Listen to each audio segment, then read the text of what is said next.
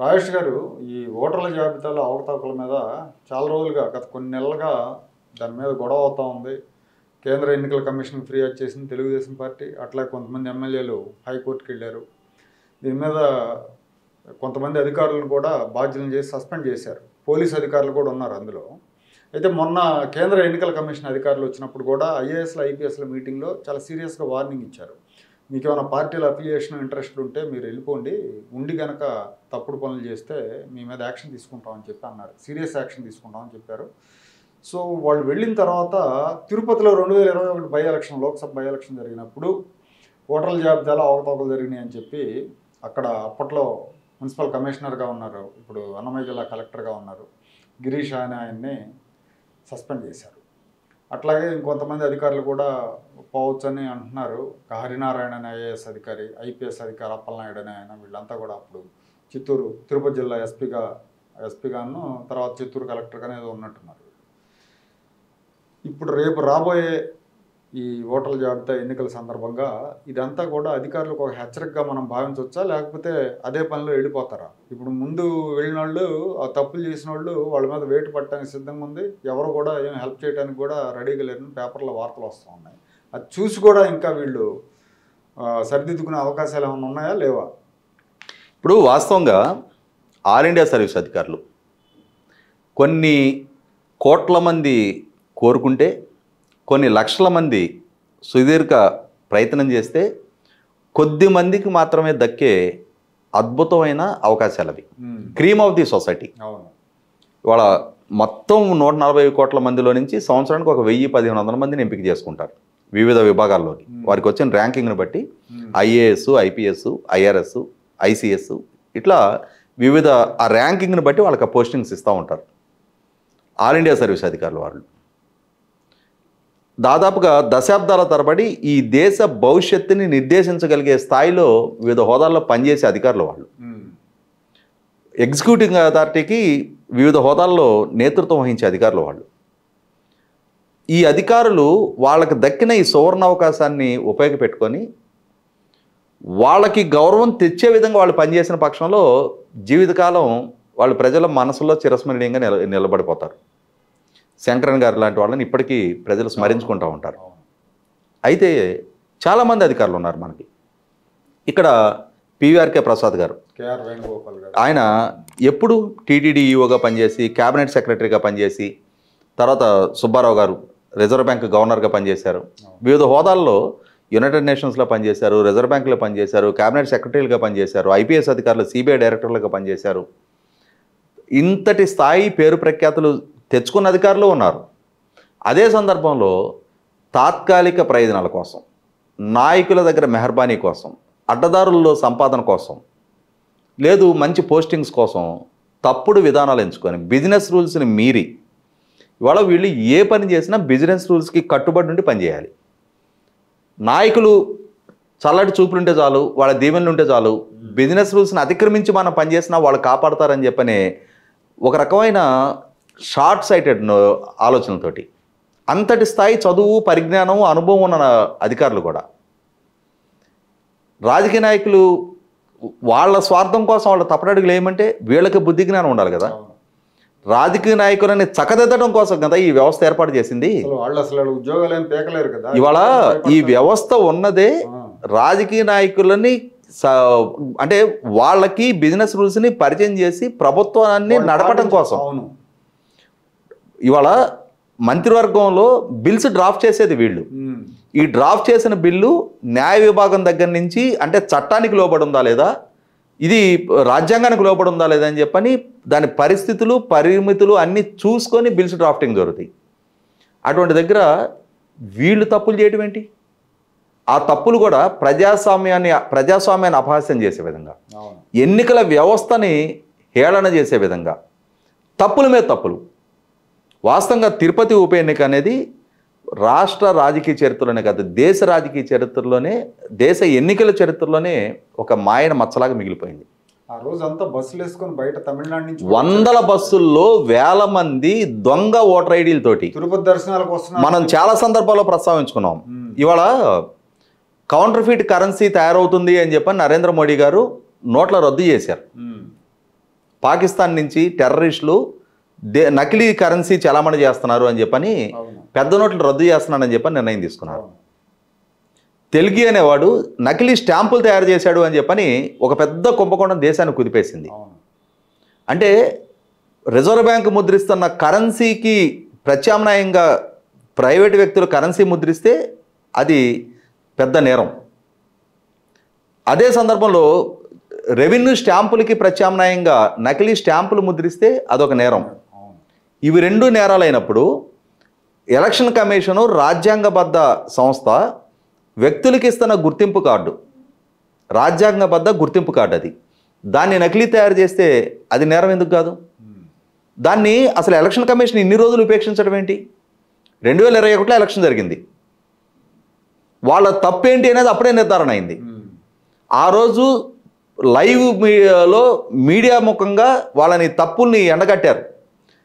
తెలుగుదేశం అభ్యర్థినిగా ఉన్న తెలుగుదేశం అభ్యర్థి పక్షాన అక్కడ ఎక్స్ఎమ్మెల్యే సుగుణమ్మ గారు ఆ ఓటర్ల లైన్లో ఒక్కొక్కరిని వెతికి పట్టుకొని మీ పేరేంటి, ఎక్కడ నుంచి వచ్చారు అంటే ఒక్కళ్ళ వివరాలు చెప్పలేకపోయారు. అదే సందర్భంలో భారతీయ జనతా పార్టీ అభ్యర్థినిగా ఉన్న రత్నప్రభ గారి తరఫున అక్కడ ఒక స్థానిక భారతీయ జనతా పార్టీ మహిళా నాయకురాలు, ఆమె కూడా నిలదీసి ఒక్కొక్కరిని ప్రశ్నించి మీడియా ముఖంగా ఎండగట్టడం జరిగింది. పోలీసులకు పట్టడం జరిగింది. పోలీసులు ఎంత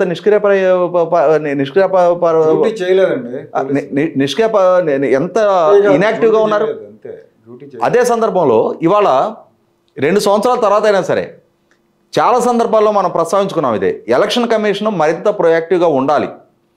మనం ఆర్కే నగర్ ఉప ఎన్నిక జరిగిన సందర్భంగా అక్కడ తమిళనాడులో జయలలిత గారు చనిపోయిన తర్వాత జరిగిన ఆర్కే నగర్ ఉప ఎన్నికలో అక్కడ డబ్బు పంపిణీ జరిగిందని రేపు ఎలక్షన్ వాళ్ళు రద్దు చేశారు. ఆ రద్దు చేసిన సందర్భంగా ఎలక్షన్ కమిషన్ నిర్ణయాన్ని దేశవ్యాప్తంగా శ్లాఘించారు. మరి మునుగోడు ఉప ఎన్నిక జరిగిన సందర్భంగా మీడియా ముఖంగా మాకు 6,000 పంచారు పలానా పార్టీ, మాకు 4,000 పంచింది పలానా పార్టీ అని చెప్పని అక్కడ ఓటర్లు మీడియాలోకి వచ్చి చెప్పినప్పుడు దీన్ని ఎందుకు రద్దు చేయాలి?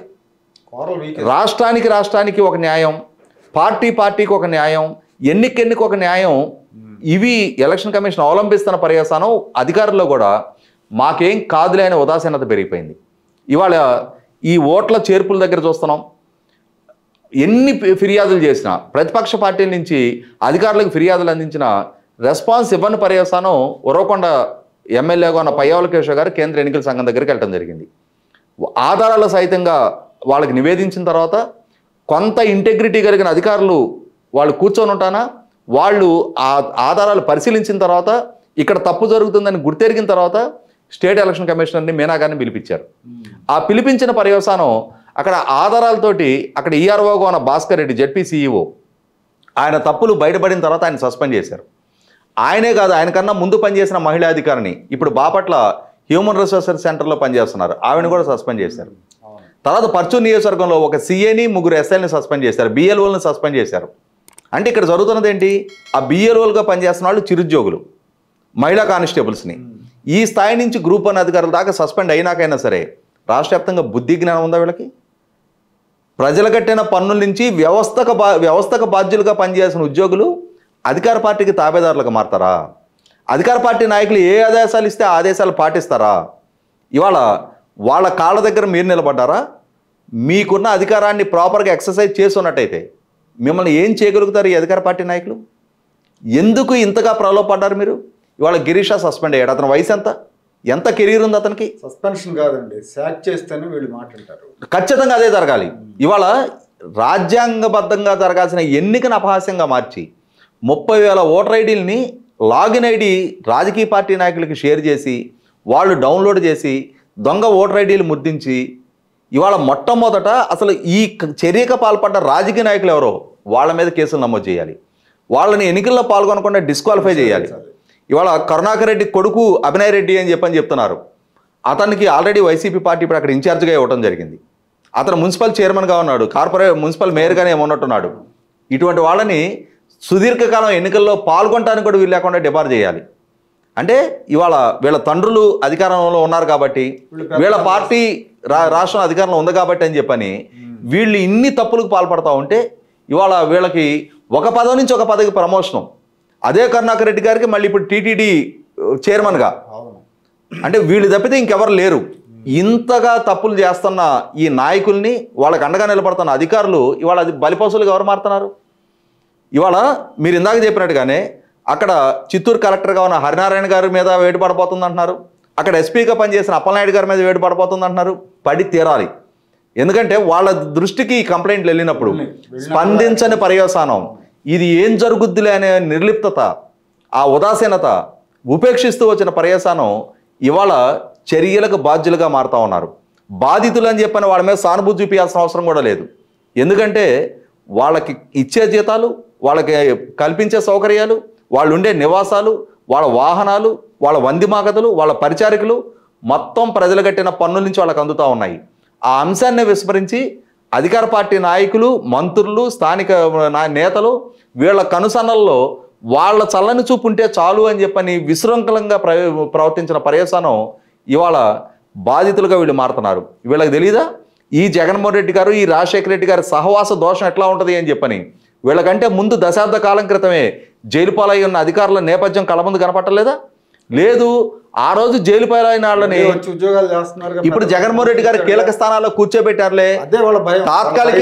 తాత్కాలికంగా మాకు కూడా ఏదైనా ప్రతిబంధకాలు ఎదురైనా లేదు, తెలుగుదేశం పార్టీ చంద్రబాబు నాయుడు గారు కఠిన చర్యలకు పాల్పడరులే అని చెప్పని నిర్లిప్తత, లెక్కలేని స్వభావమా? ఖచ్చితంగా వీటికన్నిటికీ మాత్రం ఒక గుణపాఠం చెప్పి తీరాల్సిన బాధ్యత ఉంది. ఇదే సందర్భంలో నిన్న చంద్రబాబు నాయుడు గారు సభలో ప్రస్తావించడం జరిగింది. కేసు దాఖలు చేసిన పనబాక లక్ష్మి గారి ఇంటి చుట్టూ ఇప్పుడు అధికారులందరూ కేసు విత్డ్రా చేసుకోమని బతినాడుతూ తిరుగుతున్నారు, ఉపసంహరించుకునే ప్రసక్తే లేదు అని చెప్పని అంత కఠినంగానే వ్యవహరించి తీరాల్సిన అవసరం ఉంది. తర్వాత అండి, ఇది తిరుపతి ఎపిసోడ్కి సంబంధించి అయిపోయింది. ఇప్పుడు జరుగుతున్న దానిలో కూడా చాలా చోట్ల విశాఖపట్నం జిల్లాలో చూసాం, కాకినాడ జిల్లాలో, ప్రకాశం జిల్లాలో, అనంతపురం, మొత్తం దాదాపు 13 ఉమ్మడి జిల్లాల్లో 7-8 జిల్లాల్లో ఇదే నడుస్తూ ఉంది. కొంచెం మరి తెలివి ఎక్కువగా ఉన్న ప్రజాప్రతినిధులు ఇప్పుడు ఉంటారు కదా, ఈ కరుణాకర్ రెడ్డో లేకపోతే ఆమంచి కృష్ణమోహన్ ఇలాంటి వాళ్ళు ఉన్న చోట్ల చేస్తున్నారు. వీళ్ళ మీద ఏమన్నా రేపు ఎన్నికల సంఘం ఏమైనా యాక్షన్ తీసుకుంటుందా లేకపోతే ఇట్లాగే వదిలేస్తుంటారా? ఇక్కడ ఆమంచి కృష్ణమోహన్ మాటిని పర్చూరు నియోజకవర్గంలో ఒక సిఐ, 3 ఎస్ఐలు సస్పెండ్ అయ్యారు. అక్కడ నిన్న తిరుపతి పార్లమెంటు పరిధిలో తహసీల్దారు, డిప్యూటీ తహసీల్దార్ సస్పెండ్ అయ్యారు. ఇక్కడ జరిగేదేంటి? ఈ తహసీల్దార్కి, ఈ ఎస్ఐలకి, ఈ సిఐలకి, ఈ ఐఏఎస్లకి వీళ్ళకి కూడా కుటుంబాలు ఉంటాయి. వాళ్ళకి భార్య పిల్లలు ఉంటారు, వాళ్ళకి బంధువులు, తల్లిదండ్రులు, సోదరులు ఉంటారు, వాళ్ళకి మిత్రులు ఉంటారు. ఎందుకు సస్పెండ్ అయ్యాడు అని చెప్పని వాళ్ళలో కూడా చర్చ వస్తుంది కదా. వీళ్ళు కదా తలంచుకొని నిలబడుతుంది. ఇవాళ వీళ్ళ ఆత్మగౌరవం కదా దెబ్బతింటుంది, పోతుంది వీళ్ళ గౌరవ మర్యాదలు కదా. వీళ్ళు కదా సమాజంలో పలచబడుతుంది. వీళ్ళు బుద్ధి తక్కువ పని చేశారంట, అధికార పార్టీ నాయకుల మాటలని ఎలక్షన్ అపహాస్యం చేశారంట, దొంగ ఓట్లు చేర్పించారంట, ఉన్న ఓట్లు తీసేశారంట, ఎంత తిన్నాడో, ఎంత తిని తప్పుడు పనులకు పాల్పడ్డాడు అని చెప్పని వీళ్ళు కదా నలుగురి మధ్య చర్చనీయాంశంగా మారేది. నిన్నటి వరకు అధికారం చెలాయించి వీళ్ళ ఆదేశాలు శిరోధార్యంగా పాటించిన సిబ్బంది వీళ్ళ ముందు ఉండగా, వీళ్ళు ఇచ్చిన ఆదేశాలను శిరోధార్యంగా పాటించిన ప్రజల ముందు ఇవాళ ఆ అధికారాన్ని కోల్పోయి, ఆ హోదా కోల్పోయి, ఆ పదవి కోల్పోయి దోషులుగా నిలబడతా వీళ్ళ వీళ్ళ అంటే ఈ అధికారులు ఒక రోల్ మోడల్గా ఇవాళ రాష్ట్ర వ్యాప్తంగా మిగిలిన అధికారులకి కళ్ళ ముందు కనిపిస్తూ ఉన్నారు. ఇటువంటి సందర్భంలో అయినా సరే ఆగుతాయంటారా? ఆగి తీరాలి. ఆగనప్పుడు ఖచ్చితంగా ఎంతమంది ఉంటే అంతమందిని దీనికి బాధ్యులుగా ఈ విధమైన చర్యలకి పాల్పడే ఏ అధికారినైనా, ఏ స్థాయి అధికారినైనా, అది ఒక బిఎల్ఓ స్థాయి నుంచి సెక్రటరీ వరకు, చీఫ్ సెక్రటరీ వరకు ఏ అధికారి అయినా సరే ఇటువంటి చర్యలకు పాల్పడ్డప్పుడు మనం గతంలో చూసాం. చంద్రబాబు నాయుడు గారి పర్యటనలు అడ్డుకున్న సందర్భంగా ఆనాడు డీజీపీ వ్యాఖ్యానించింది, కోర్టుకు వచ్చి తలంచుకొని సమాధానాలు చెప్పిన తీరు చూసాం. కుప్పం పర్యటన అడ్డుకున్న సందర్భంగా ఈనాటి డీజీపీ కసిరెడ్డి రాజేంద్రనాథ్ రెడ్డి గారు ఇచ్చిన బాధ్యత రాహిత్య స్టేట్మెంట్లు చూసాం. అదే సందర్భంలో చంద్రబాబు నాయుడు గారి మీద కేసులు నమోదైన సందర్భంగా బాధ్యత మీరి ప్రెస్ మీట్లు పెట్టి సిఐడి అడిషనల్ డీజీగా ఉన్న సంజయ్, అలాగే అడిషనల్ అడ్వకేట్ జనరల్గా ఉన్న పొనవోలు సుధాకర్ రెడ్డి ప్రెస్ మీట్లు పెట్టి వ్యవహరించిన తీరు చూసాం. ఇవాళ ప్రభుత్వ ఉద్యోగులుగా ప్రభుత్వంలో వివిధ హోదాల్లో పనిచేస్తూ ఉండి మేమే సర్వస్వం, ఇది ప్రజాస్వామ్యం కాదు, మేము ఏం చేసినా చలమనవుద్ది అని చెప్పని వ్యవహరించే ఇటువంటి వారికి ఖచ్చితంగా మీరు బిజినెస్ రూల్స్ అతిక్రమించినప్పుడు, బిజినెస్ రూల్స్ మీరు ప్రవర్తించినప్పుడు ఎదురుగాబోయే పరిస్థితులు, పరిణామాలకి మీరే బాధ్యులు అని చెప్పని ఆ గుణపాఠం చెప్పే దిశగా చర్యలు ఉండాలి, ఉండి తీరాలి. ఆ దిశగా తెలుగుదేశం పార్టీ కానీ చంద్రబాబు నాయుడు గారు కానీ రేపు ఒకవేళ ప్రభుత్వం మారిన అధికారంలోకి వాళ్ళు వచ్చిన ఈ చర్యలు తీసుకునే దగ్గర మళ్ళీ జాలి దయ లాంటి లేదు వాళ్ళు వచ్చి బతినాడు కానీ వాళ్ళు కరిగిపోయి మళ్ళీ వాళ్ళ పదవులు వాళ్ళకి వెంటనే కట్టబెట్టిన పక్షంలో వాళ్ళలో కూడా ఒక రకమైన అలసత్వం వస్తుంది. ఏం పర్లేదు, కొద్ది రోజుల పాటు ఈ చర్యలు మాకు ఏదో ప్రయోగించబడ్డా కూడా మా పదవులు మాకు దక్కినాయి అని చెప్పని సరైన గుణపాఠం ప్రాయశ్చిత్తం కలిగే వరకు ఆ విధమైన పనిష్మెంట్ దక్కి తీరాల్సిందే. ఓకే అండి, థ్యాంక్ యూ.